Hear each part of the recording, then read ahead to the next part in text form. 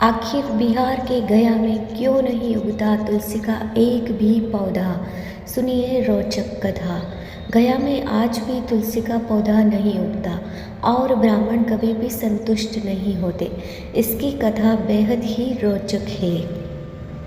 सनातन धर्म की मोक्ष स्थली गया जी में विष्णुपद मंदिर है, लेकिन विष्णु जी पर चढ़ने वाला तुलसी का एक भी पौधा वहाँ नजर नहीं आएगा। पितृपक्ष के दौरान पिंडदान करने गया जी में और अनेकों दूसरी जगह पर जाते हैं। ऐसा माना जाता है कि मरे हुए व्यक्ति का पिंडदान करने से उसकी आत्मा को शांति मिलती है। यदि सच्चे मन से पितरों की सद्गति की कामना पितृपक्ष में की जाए तो पितृदेवता उससे भी संतुष्ट हो जाते हैं। जैसा कि वायु पुराण में उल्लेखित है कि सीता जी ने श्रद्धापूर्वक बिना किसी सामग्री का प्रयोग कर मात्र रेत द्वारा दशरथ जी का पिंडदान कर उनका आशीर्वाद लिया। कहा जाता है कि गया में 5 वस्तु शापित है: कौवा, फल्गु, तुलसी, ब्राह्मण व गाय। कहीं यही कारण है कि यहाँ तुलसी का एक भी पौधा उगता नहीं है। महाब्राह्मण अर्थात महापात्रा कभी संतुष्ट नहीं होते हैं। फल्गु नदी में कभी पानी नहीं ठहरता। कौवा हमेशा लड़ झगड़ कर ही खा पाता है। ये सब बातें सदियों से चली आ रही है, उस परंपरा की है जिसे हम आज भी पूरी मान्यता और विश्वास के साथ ग्रहण करते हैं। आइए सुनते हैं वाल्मीकि रामायण का एक प्रसंग और जानते हैं कि क्या महिलाएं भी कर सकती है श्राद्ध। रामायण काल में जब पुत्र वियोग में राजा दशरथ की मृत्यु हो गई थी, तब वनवास पर गए उनके बड़े बेटे भगवान राम और लक्ष्मण की अनुपस्थिति में बहू सीता ने यह पिंडदान की रस्म निभाई थी। वाल्मीकि रामायण में वर्णित घटना के अनुसार वनवास के दौरान भगवान श्री राम, लक्ष्मण और माता सीता पितर पक्ष में श्राद्ध करने के लिए बिहार के गया पहुँचे। वहाँ महाब्राह्मण ने श्री राम और लक्ष्मण को श्राद्ध कर्म के लिए आवश्यक सामग्री जुटाने के लिए कहा।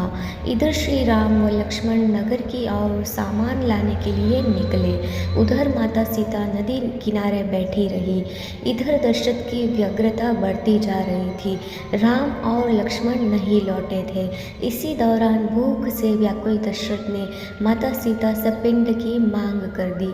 सीता माता असमंजस में पड़ गई। सीता माता ने दशरथ की व्याकुलता को समझते हुए यह निर्णय लिया कि वह स्वयं अपने ससुर दशरथ का पिंडदान करेंगी। उन्होंने फल्गु नदी के साथ साथ वट वृक्ष, कौवा, तुलसी, ब्राह्मण व गाय को साक्षी मानकर स्वर्गीय राजा दशरथ का पिंडदान विधि विधान के साथ किया। जैसे ही उन्होंने हाथ जोड़कर प्रार्थना की तो राजा दशरथ ने सीता माता का पिंड स्वीकार कर लिया। सीता माता इस बात से प्रफुल्लित हुई कि उनकी पूजा दशरथ ने स्वीकार कर ली है। श्री राम जब लौटे तो उन्होंने सीता पर विश्वास नहीं किया। वो इस बात को मानने से इनकार कर गए। उन्होंने कहा कि पिंडदान पुत्र के बिना नहीं हो सकता। इसके बाद सीता माता ने कहा कि वहाँ उपस्थित फल्गु नदी, तुलसी, कौवा, गाय, वटवृक्ष और ब्राह्मण श्राद्ध कर्म की गवाही दे सकते हैं। श्री राम ने जब इन सब से पिंडदान के संबंध में पूछा तो फल्गु नदी, गाय, कौवा, तुलसी और ब्राह्मण पांचों ने झूठ बोल दिया। सब ने एक स्वर में गवाही दे दी कि सीता माता ने कोई पिंडदान नहीं किया है। लेकिन वटवृक्ष ने सत्य का साथ दिया। उसने श्री राम से कहा कि सीता माता ने सबको साक्षी मानकर विधि पूर्वक राजा दशरथ का पिंडदान किया है।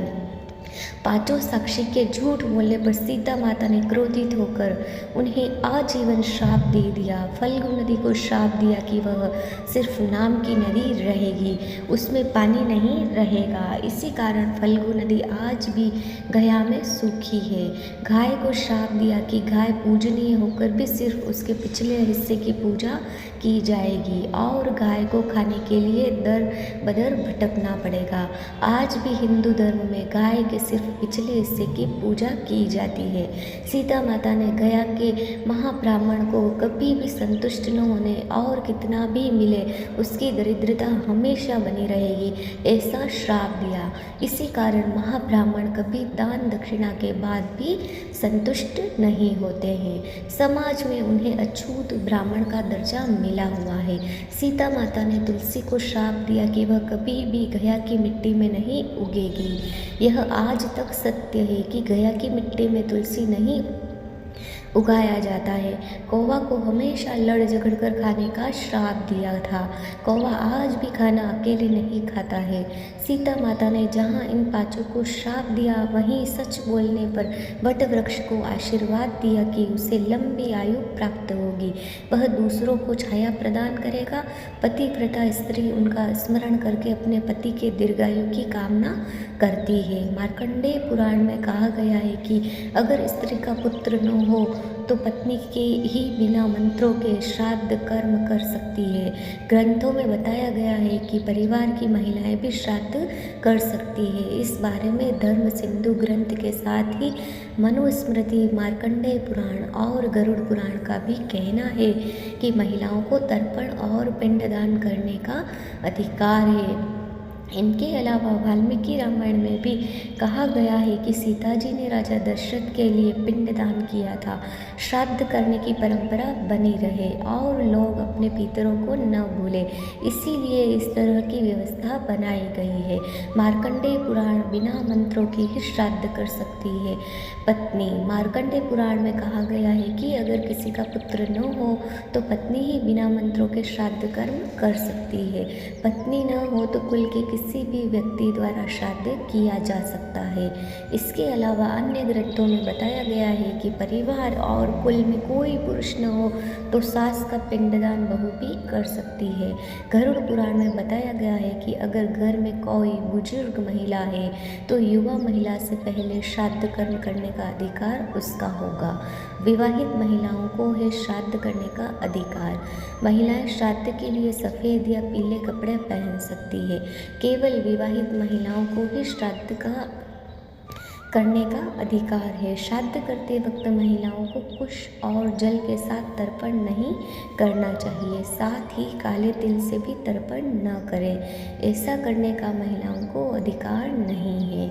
गरुड़ पुराण पुत्र या पति के नहीं होने पर बहू या पत्नी कर सकती है श्राद्ध। कौन श्राद्ध कर सकता है, इस बारे में गरुड़ पुराण के 11वें अध्याय में बताया गया है। उसमें कहा गया है कि ज्येष्ठ पुत्र या कनिष्ठ पुत्र के अभाव में बहू पत्नी को श्राद्ध करने का अधिकार है। इसमें ज्येष्ठ पुत्री या एकमात्र पुत्री भी शामिल है।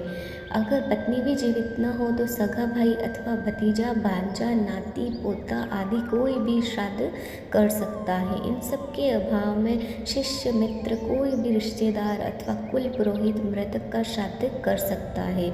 इस प्रकार परिवार के पुरुष सदस्य के अभाव में कोई भी महिला सदस्य व्रत लेकर पितरों का श्राद्ध तर्पण कर सकती है। जय श्री राम। दोस्तों, आपको ये जानकारी कैसी लगी कृपया कमेंट करके ज़रूर बताएं।